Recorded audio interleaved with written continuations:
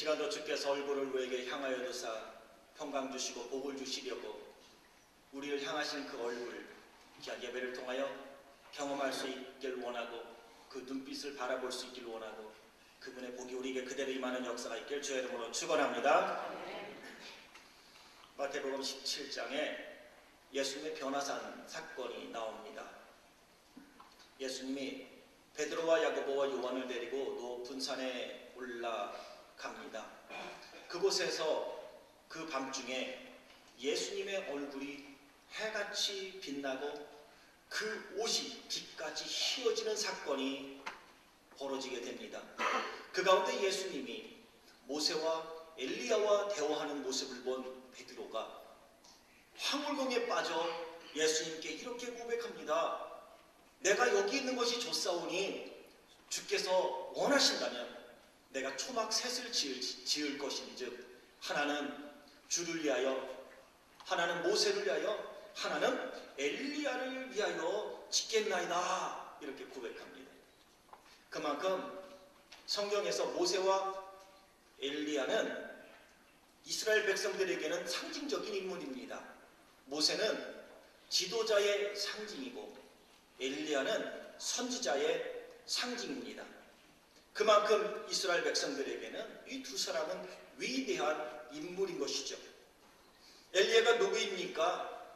엘리야는 선지자로서 북이스라엘의 가장 악한 왕이라 평가받는 아합이 통치하던 시대에 타락한 이스라엘 백성들의 영적 회복과 우상 숭배를 타파하기 위하여 혼자 싸웠던, 처절하게 싸웠던 선지자로 우리가 알고 있습니다. 엘리야의 대표적인 사역 두 개를 꼽으라면 첫째는 엘리야가 기도한 즉 3년 6개월 동안 이스라엘 땅에 비와 이슬이 내리지 않았습니다. 그 엘리야가 다시 3년 6개월 뒤에 하나님께 기도하니 하늘문이 열리고 비가 하늘에서 쏟아져 내린 사건입니다. 우리가 너무나 잘 아는 사건이고 야고보도 이 사건을 생각하며 엘리야는 우리와 똑같은 감정을 가졌고 똑같은 연약함, 똑같은 사람이로되 그가 기도하니 이러한 역사가 나타난 것처럼 우리도 하나님께 기도하면 주께서 기도에 놀랍게 응답하실 거라 기록하며 우리에게 믿음의 기도할 것을 권면하고 있는 걸 보게 됩니다. 두 번째는 갈멜산 사건을 빼놓을 수 없습니다. 바알 제사장 450명과 함께 갈멜산에서 벌인 사건이죠. 갈멜산 위에 제단을 쌓고 제단 위에 제물을 올려놓습니다. 그리고 바알 선지자들은 바알에게 기도를 하고 엘리야는 엘리야가 섬기는 하나님께 기도하는 거죠. 성냥 하나 없이 하늘에서 불이 내려서 이 제단을 태우는 신이 진짜 신이다. 그리고 진짜 신으로 인정하자는 대결이었죠. 어찌 보면 말도 안 되는 거예요. 단을 쌓고 제물을 올려놓고 하루 종일 바알 선지자들이 자기의 바알의 이름을 부르며 바알이여 바알이여 불을 내려 이 단을 태우소서. 오후가 지나 저녁이 될 무렵 엘리야는 이야기하죠. 얘들아 암만 해도 너희 신이 주무시는 것보다 더 크게 외쳐보거라. 바알 선지자들이 열정을 다하여 자기 몸을 상처를 내며가며 바알이여 바알이여 불을 내려 이 제단을 태우소서. 그런데 불이 내리지 않았어요. 실패했습니다. 엘리야 차례가 되었을 때에 제단 위에 재물이 있고 그 위에 갖다 물을 부라고 하지 않습니까? 물을 잔뜩 붓니다. 엘리야가 하나님께 기도합니다. 살아계신 하나님 불을 내려 당신이 유일한 하나님인 것을 나타내 보이소서. 기도했을 때에 하늘에서 불이 내려 제단을 태웠습니다. 재물을 태웠습니다. 뿐만 아니라 제단 주위 도랑했던 물까지도 싹 태웠습니다. 하나님의 참 신이라는 것을 이스라엘 백성들에게 보이는 놀라운 사건이었죠. 그리고 엘리야 선지자는 바알 선지자 450명을 붙잡습니다. 그리고 모두 기손 시내가에 가서 다 칼로 쳐 죽입니다. 더 나아가 엘리야는 죽음을 보지 아니하고 불말이 끄는 불수레를 타고 회리바람과 함께 하늘로 승천한 사람입니다. 죽음을 보지 않았다는 거지요. 그만큼 능력 있게 사역을 감당했고 하나님이 부르고 사명을 맡겨주시고 가라고 하는 사명의 자리에 가서 제대로 사명을 감당했다는 것을 의미할 수 있습니다. 그런데 그 엘리야가 오늘 본문에 보면 자기의 사왕과 함께 이스라엘, 그것도 북이스라엘이 아니고 남유다의 저 남쪽 끝에 가면 최남단이 브엘세바입니다. 브엘세바. 성경에 보면 사무엘의 말씀이 브엘세바에서 단까지 다 이루었다 하는데 브엘세바는 북이스라엘과 남유다의 맨 마지막 남단 끝이 브엘세바고요. 제일 북단이 단입니다. 그러니 북이스라엘의 선지자였던 엘리야가 자기 사환을 데리고 저 남쪽 끝 브엘세바까지 갑니다. 그리고 그곳에서 자기 사환에게는 넌 여기에 머물러 있어라 하고 자기는 광야길을 하루 더 걸어갑니다. 광야길을 갔더니 그 하루길 간 그곳에 로뎀나무가 있습니다. 로뎀나무는 쌀이나무와 비슷하다고 그럽니다. 가지가 많아요. 그래서 그늘을 좀 만들어 줄 수 있는 나무예요. 큰 나무도 아니라 작은 나무, 너무 지쳤나 봐요. 그 로뎀나무에 앉아 하나님 나를 죽여주옵소서. 내가 죽기를 원합니다. 죽고 싶습니다. 좀 청원하고 있습니다. 아니 이런 능력 있는 선지자가 웬일이래요? 무슨 일이 있었길래 지금 이런 일을 합니까? 오늘 보면 4절에 보면 이렇게 기록되어 있습니다. 4절 함께 읽어볼까요? 4절 시작. 스스로 광야로 들어가 하루길쯤 행하고 한 로뎀나무 아래 앉아서 죽기를 구하여 가로되 여호와여 넉넉하오니 지금 내 생명을 취하옵소서. 나는 내 열조보다 낫지 못하니이다 하고. 아멘. 무슨 일이 있던 것일까요? 북이스라엘에 가까운 곳에 산이 있습니다. 많습니다. 가까운 곳에 들도 많습니다. 그리고 물도 많습니다. 무슨 일이 있었기에 120마일 이상이 되는 먼 곳까지 걸어가서 그곳에서 하나님께 죽고 싶다고 죽여달라고 강구하는 것일까요? 혼자 목숨을 끊을 수는 없고 그러니 하나님이 나를 죽여달라는 거예요. 이렇게 능력 있고 강하고 담대하게 주의 복음을 전하는 믿음의 사람, 그 선지자가 이스라엘 백성들에게는 선지자의 상징인 그 엘리야가 지금 죽여달라고 하나님께 기도하는 이유는 무엇일까요? 그 이유가 1절과 2절에 있습니다. 함께 읽으려고 합니다. 1절과 2절 시작. 아합이 엘리야의 무릇 행한 일과 그가 어떻게 모든 선지자를 칼로 죽인 것을 이세벨에게 고하니 이세벨이 사자를 엘리야에게 보내어 이르되 내가 내일 이맘때에는 정령 내 생명으로 저 사람들 중 한 사람의 생명 같게 하리라. 아니하면 신들이 내게 벌 위에 벌을 내리니 마땅하니라 하니라. 엘리야가 멀리 이곳까지 온 것은 바로 아합의 아내 이세벨의 위협 때문이었습니다. 갈멜산 사건 이후 엘리야가 바알 선지자 450명을 다 붙잡아 칼로 기손 시내까지 다 죽였습니다. 아합이 그 모습을 보고 아무 말도 못하고 궁으로 돌아갔습니다. 집에 가서는 자기의 아내 이세벨에게 고자질하는 거예요. 이세벨 하니 오늘 참 슬펐어. 참 못난 왕이에요. 참 못났어. 자기가 아무 말도 못하고 가갖고 하니 오늘 엘리야가 바알 선지자 400명 다 칼로 죽였어. 사실 우리는 아합이 이스라엘의 가장 악한 왕이라고 말은 하지만 그 배후에는 그의 아내 이세벨이 있었습니다. 이세벨은 참으로 악한 사람이었습니다. 아합은 오히려 마음이 열렸던 사람입니다. 하나님의 사람이 말을 하면 아합은 귀를 기울였던 사람입니다. 그런데 그 이세벨은 달랐습니다. 대놓고 여호와의 선지자들을 죽였습니다. 바알과 아세라 신당을 짓고 그들을 섬겼습니다. 그리고 이스라엘 백성들이 우상 숭배에 빠지게끔 만들었던 장본인 1등 공신이 바로 아합의 아내 이세벨이었습니다. 아합은 그렇게 나쁜 사람 아니었어요.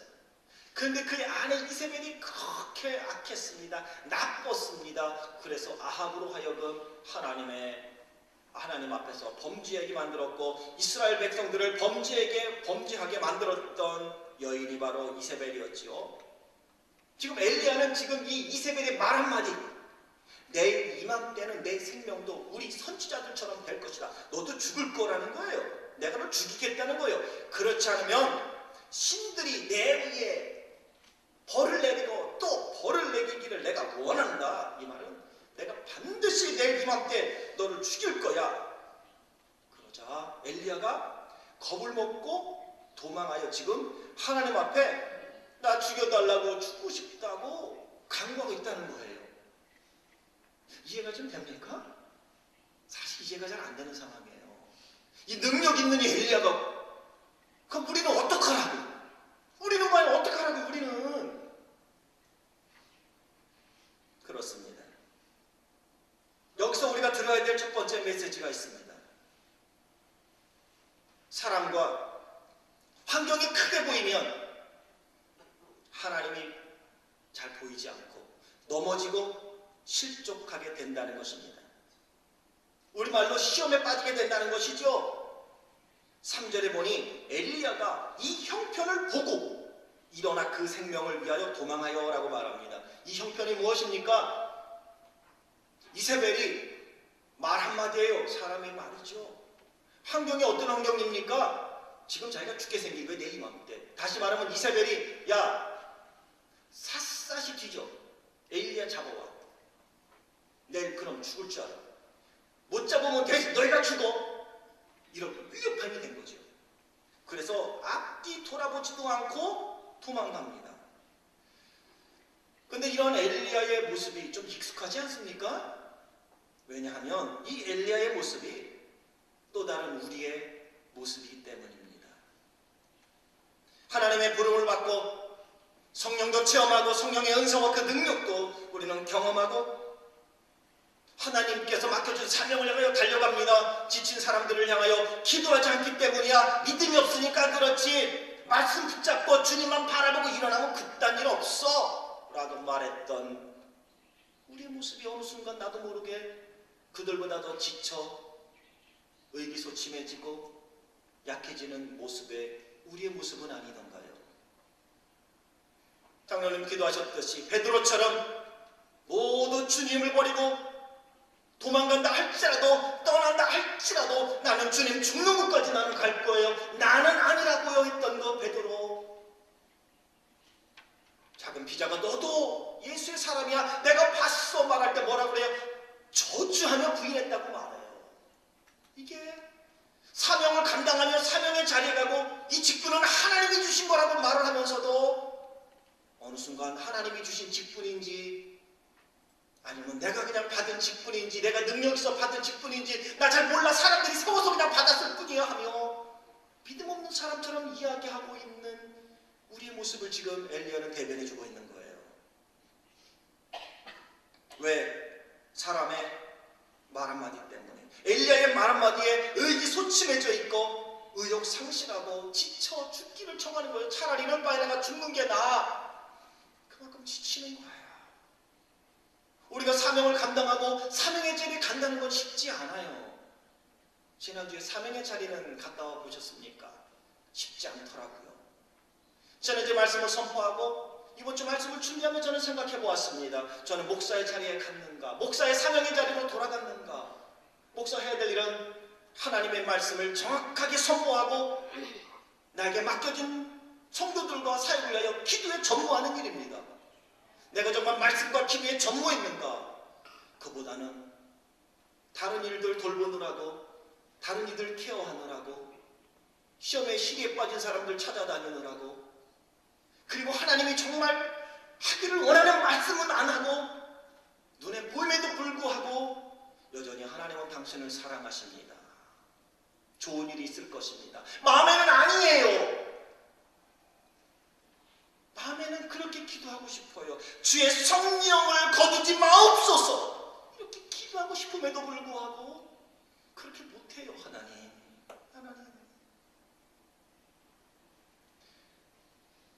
여러분, 자기의 사명, 아버지의 사명, 어머니의 사명, 남편의 사명, 아내의 사명 잘 감당하고 싶은데 그 말 한마디에 툭하여 감정이 업하여 일주일 내내 남편 눈도 쳐다보지 않고 아내 뒷모습도 보기 싫지는 않았습니까?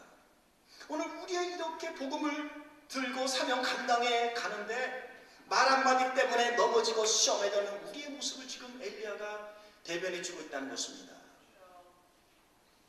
그것은 사람과 환경이 크게 보이기 때문이에요. 사람과 환경 때문에 하나님이 안 보이는 거예요. 지금 엘리야가 그런 모습입니다. 야고보는 야고보서 5장 7절에 엘리야는 우리와 성정이 같은 사람이다 그랬습니다. 그가 기도하면 성령의 놀라운 능력과 하나님의 권능이 임하여 비가 내리지 않을 만큼 다시 비가 쏟아질 만큼 권능이 있지만 똑같은 우리와 성정이 가진 사람으로서 사람과 환경이 크게 보이면 이렇게 차라리 죽었으면 좋겠습니다. 내가 스스로 목숨을 끊을 수 없으니 죽여달라고 고백하는 엘리야처럼 나약함을 보이는 존재. 그것이 바로 엘리야의 모습이요, 그것이 동시에 우리의 모습인 것입니다. 하나님이 가라고 말씀하는 사명의 자리에 가지만 결심이 흔들릴 때가 많습니다.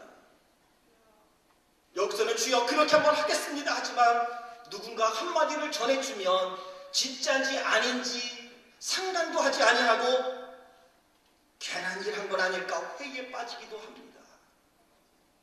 하나님 한번 바라보며 믿음으로 살겠다고 하지만 한마디 말을 들으면 그 말이 진짜인지 아닌지 모르고 내 오장육부를 뒤집어 놓고 잠을 자지 못하여 약을 먹지 아니하고는 잠이 안 오고 그러면서 차라리 침묵하고 있을 걸 하며 후회하는 것, 그게 우리의 모습이 아니던가요? 주의 말씀을 붙잡고 나아간다 하지만 자존심 상하고 마음 상처 입으면 포기하고 싶은 충동 느끼는 것입니다. 하나님 앞에서는 믿음으로 산다고 하지만 환경과 사람이 크게 보이고 사람의 말 한마디, 이세벨의 그 말 한마디 아직 안 죽었어요. 왜냐하면요, 엘리야가 3년 반 동안이나 도망 다녔거든요. 숨어 다녔거든요. 끊임없이 이세벨은 엘리야를 찾으려고 했습니다. 아합은 군사를 풀어 엘리야를 잡아오라고 말합니다. 왜? 저 엘리야가 기도하는 바람에 하늘문이 닫혀서 3년 6개월 동안 비와 이슬이 내리지 아니하니 이 땅이 완전히 폐허가 되어가고 있다고 그들은 믿었기 때문입니다. 우리도 엘리야처럼 사명을 감당하다 믿음으로 살지만 힘들고 지쳐 낭망하고 쓰러져 살아갈 힘조차 잃고 소진되어 맥이 빠지고 지칠 때도 있습니다. 마태복음 14장에 보면 한밤중 예수님이 갈릴리 호수에서 큰 풍랑으로 인하여 고통당하는 제자들을 찾아 무리를 걸어올 때에 그 모습을 보고 유령인 줄 알고 놀랐던 제자들, 예수님이 내니 염려하지 말라 두려워하지 말라 할 때 베드로가 말하지 않습니까? 만약 주시거든 나를 명하여 걸어오게 하소서. 와라. 베드로가 무리를 걸었습니다. 무리를 걸어 예수님께 갔습니다. 그러는데 문제가 생겼습니다. 베드로의 눈에 갑자기 큰 풍랑이 보이는 거예요. 성경은 그렇게 말합니다. 베드로가 큰 풍랑으로 인하여 두려워하자 그 발이 물에 빠져 들어가는지라. 주여 나를 구원하여 주소서. 예수님이 손잡아 일으키며 뭐라고 말씀하십니까? 믿음이 적은 자여 왜 의심하였느냐. 주님의 예수님이 계시면 예수님은 바라보며 가면 되는데 사람은 눈이 있어 환경을 볼 수밖에 없습니다. 풍랑을 보면 두려움이 오는 것입니다. 그 풍랑이 예수님보다 크게 느껴졌다는 것이죠. 그건 믿음이 없기 때문이라고 예수님이 책망하는 모습을 우리는 볼 수 있습니다. 또 다른 우리의 모습을 우리는 사도행전 13장에서 볼 수 있습니다. 바나바와 바울이 1차 전도 여행을 떠납니다. 그때에 요한이라는 마가를 데려갑니다. 마가복음의 저자입니다. 그런데 선교 여행 별것 아니겠지 하고 따라 나섰던 마가는 깜짝 놀랍니다. 너무 힘들고 어렵습니다. 배만 타면 배멀미를 했을지도 모르지요. 너무 힘들고 어려우니 중간에 포기하고 맙니다. 선교여행 왜 갔는데요? 무엇 때문에 갔는데요? 누구 때문에 갔는데요? 상관하지 않습니다. 주를 위하여 죽겠다는 고백 정말입니까? 주님이 가라면 정말 갈 거고 그분이 멈추라면 멈출 것입니까? 그분의 말씀이 생명으로 여겨지십니까? 정말. 마가는 중간에 환경으로 인하여 포기합니다. 오늘 본문에 있는 로뎀나무 아래 앉아있는 엘리야의 모습입니다. 그곳에서 죽기를 청하고 있는 것이죠. 그만큼 사명의 자리에서 나의 사명을 충성되게 감당한다는 것은 쉽지 않다는 것입니다. 우리 몸과 정신과 영혼은 하나로 이루어져 있습니다. 그런데 몸이 탈진이 오면 정신도 탈진이 옵니다. 그러면 영적으로도 약해집니다. 이것을 이기기 위해서 바울은 그렇게 말하죠. 내 겉은 습해하나 내 속은 날로 새롭도다. 이것이 믿음의 사람들이 하나님만 붙잡고 갈 때에 얻을 수 있는 은혜이긴 한데 일반적으로는 육체적 탈진이 오면 그거는 정신적 탈진과 영적 탈진으로 이어지는 거예요. 우리는 영향을 받아요. 그래서 우리는 더 강하게 믿음으로 하나님을 바라보아야만 합니다. 몸이 탈진이 올 때 쉼을 좀 얻어야 돼요. 밸런스를 맞춰야 돼요. 쉼을 얻으세요. 동시에 쉼만 얻으면 안 돼요. 몸에 육체에 탈진이 왔다고 그냥 쉬기만 하면 이거는 영적 탈진으로 이어져서 완전히 일어나지 못하는 영적 침체에 빠집니다. 몸이 힘들고 어려울 때일수록 내 시간을 맞춰 정기적으로 하나님을 찾아야 돼요. 하나님 앞에 나와야 돼요. 하나님의 도움을 구하고 그분의 은혜를 사모해야 합니다. 그럴 때 내 영혼이 힘을 얻게 되어지고 내 영혼이 주님을 만나는 그 기쁨과 주의 은혜와 사랑을 경험한 힘을 바탕으로 다시 일어설 수 있고 내 정신이 새로워져 내 육체에도 놀라운 치유와 회복의 역사가 나타나게 되는 것입니다. 이스라엘에 비가 내리지 않기를 기도하고 3년 6개월 동안 도망 다녔던 엘리야 너무 긴장했어요. 너무 힘들었어요. 비까지 내리고 이제는 놀라운 갈멜산의 사건까지 이뤘지만 그는 너무 지쳤어요. 우리말로 심신이 지친 상태예요. 기도하는 사람도 탈진할 수 있어요. 성령 충만한 사람도 때론 탈진할 수 있고요.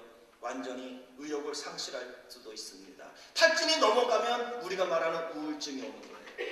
그래서 우울증은 마음의 감기다 이렇게 말합니다. 그래서 우울증을 터치할 때에 제일 먼저 엘리야를 이야기합니다.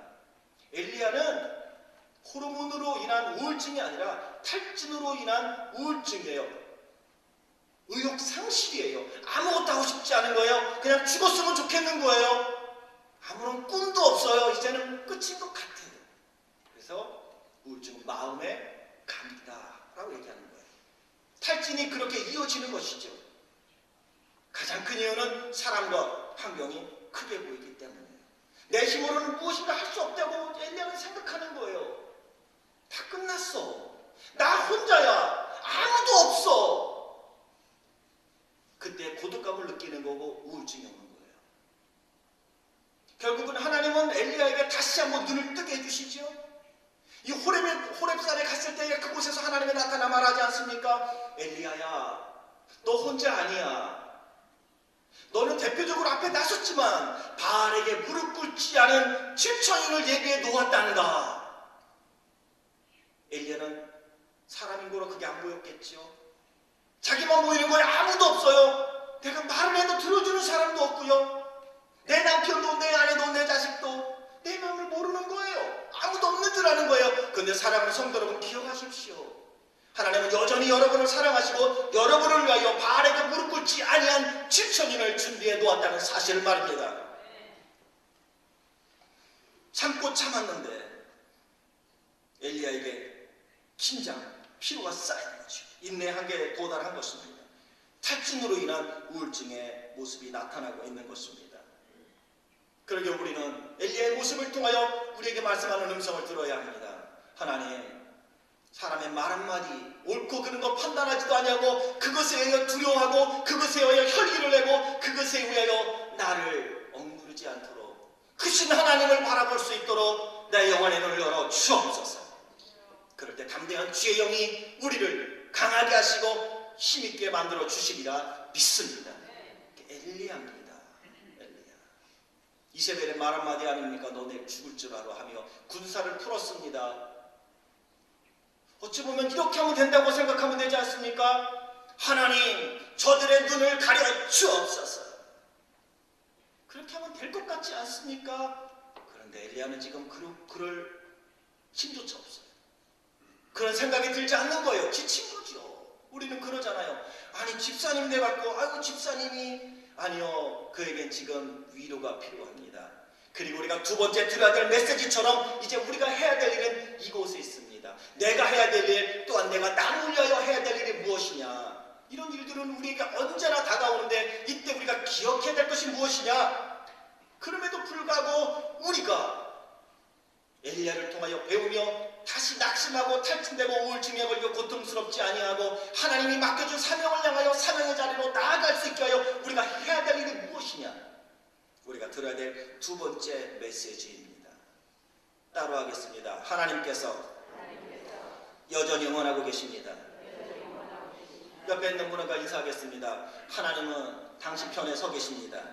하나님은 당신 편에 서 계십니다. 한 번 더 인사할까요? 하나님은 당신을 아십니다. 하나님은 당신을 아십니다. 하나님이 사자를 보냅니다. 로뎀나무 아래 앉아 죽기를 청하고 지쳐 누워 잠을 자고 있는 엘리야를 찾아갑니다. 엘리야를 어루만집니다. 그리고 귓가에 조용한 목소리로 이야기를 합니다. 엘리야야, 엘리야야, 일어나서 먹어라. 일어나라. 엘리야야, 일어나. 성경에는 한 번이겠지만 한 번에 눈을 떴겠습니까? 지치고 힘든데. 아침에 자고 있는 우리 자녀들 깨울 때 엄마가 일어나 한 번에 되던가요? 야, 일어나. 일어나. 지금 몇 시인지 알아? 너 학교 안 갈래? 밥도 먹고 학교 가려면 지금 일어나야 돼. 자식이 미우면 그렇게 하겠습니까? 성경에 어루만졌다는 건 하나님이 엘리야의 그 마음을 지금 다 알고 있다는 거예요. 아픔을 다 알고 있다는 거예요. 지친 마음을 다 알고 있다는 거예요. 포기하고 싶은 마음 다 알고 있다는 거예요. 에이, 관둬버릴까? 다 알고 있다는 거예요. 에이, 뒤 받고 관둘까? 하나님이 다 알고 있는 거예요. 사명을 감당하다 보면 아버지의 자리에서 내려오고 싶을 때도 있습니다. 어머니라는 이름 포기하고 싶을 때도 있지 않습니까? 내가 더 나은 아버지 어머니 밑에서 내가 태어났으면 좋았을 걸 하며 한 번쯤 생각해 보지 않습니까? 그만큼 아는 거예요, 하나님이요. 이거 다 아는 거예요. 아무도 없다고, 나밖에 없다고. 세상에 말할 친구 하나도 없고 내 말 들어줄 사람도 없고 말하면 오해되어 들려오고 말 한마디 하면 수군거려 결국 소문나 이상하게 번져버리고 세상에 믿을 사람 없고 말할 사람 하나 없고 때로는 남편과 언어적인 장벽 때문에 고통겪기도 하고 미국의 다른 문화 때문에 마음 아파하고 누구에게인가 내 마음을 이야기하고 싶지만 이야기할 사람은 없고. 그런데 아십니까? 하나님이 그러한 엘리의 마음을 알았다는 것입니다. 우리가 기억해야 될 것은 지금 그 하나님은 전하 여러분 우리의 감정을 아십니다. 사람 같으면 이렇게 어루만지지 않습니다. 그렇죠? 그렇게 말하겠죠. 아니야 장로가 돼서 그래? 장로 가입안에도 땄어. 그거 아니잖아. 상처됩니다. 아니 목사님이 그래요? 언제는 목사님도 똑같은 사람이잖아요. 해놓고 나서 언제는 목사님은 그러면 안 되지요. 그러니 제가 누구한테 위로를 받으려고 이야기하겠습니까? 왜 없겠습니까? 아이고 권세가 돼서 기도하니까 그렇지. 아이 집사 그거 계급장인 줄 알았지?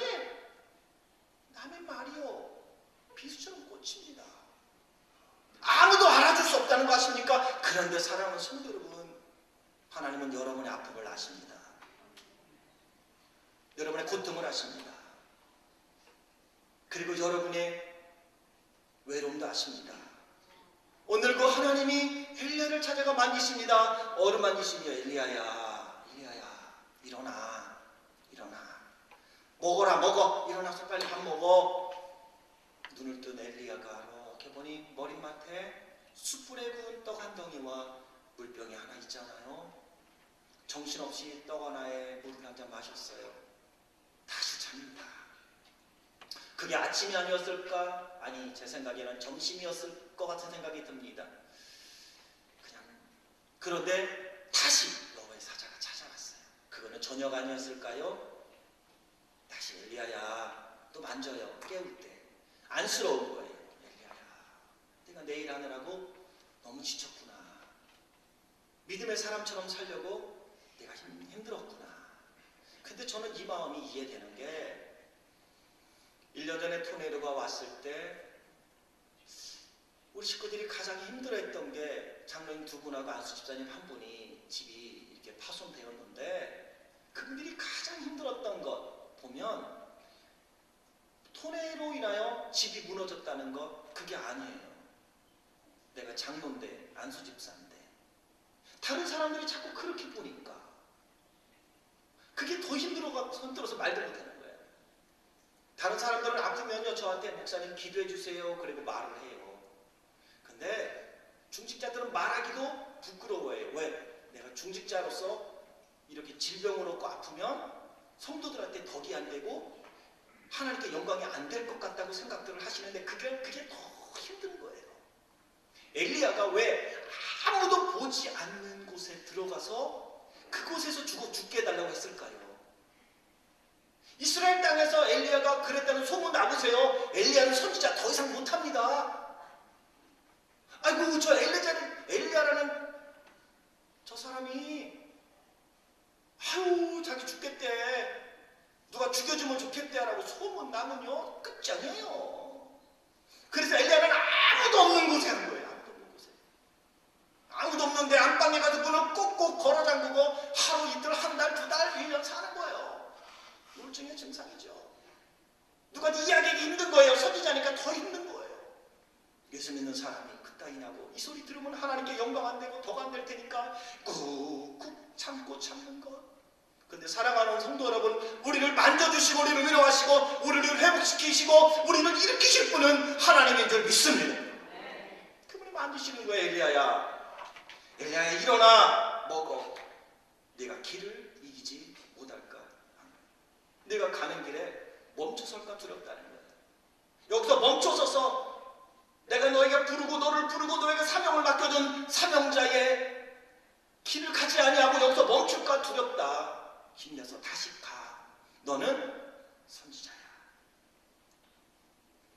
한동안 한국에 나는 가수다 그 프로그램이 막 히트를 쳤어요. 정체성이거든요. 오늘 하나님의 엘리야의 정체성을 세워주는 거예요. 넌 누구라고? 난 선지자야. 내가 너를 불렀고 내가 너에게 사명을 맡겨줬기에 너는 내 손에 붙들림 받은 내가 너를 사용하고 있는 너는 나의 사람이라고.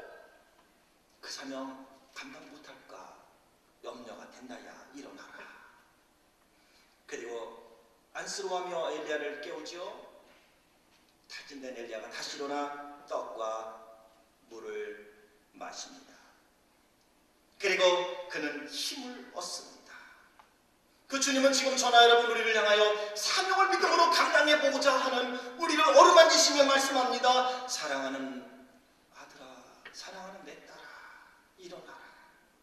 내가 너를 안다. 다시 시작하자. 네가 가던 길 곁길로 가지 마.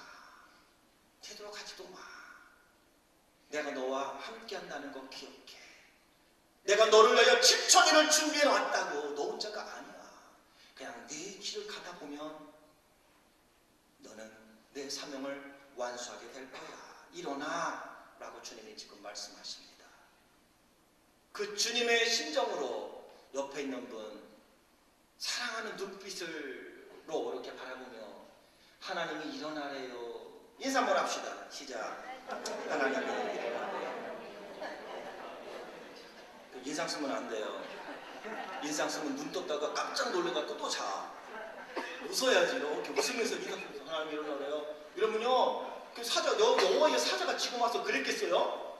엘리야야, 일어나. 이랬는데 하나님이 일어나래요. 눈 떴다가 깜짝 놀래서 누가 뭐? 차라리 내가 이 꿈이야 생시여. 차라리 죽고 말아.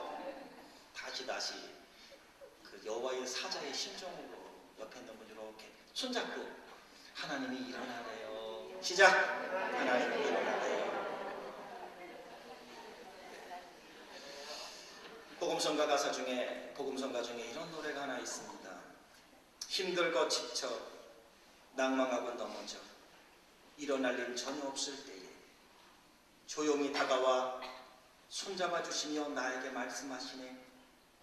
나에게 실망하며 내 자신 연약해 고통 속에 눈물 흘릴 때에 못자국 난 그 손길 내 눈물 닦아주시며 나에게 말씀하시네.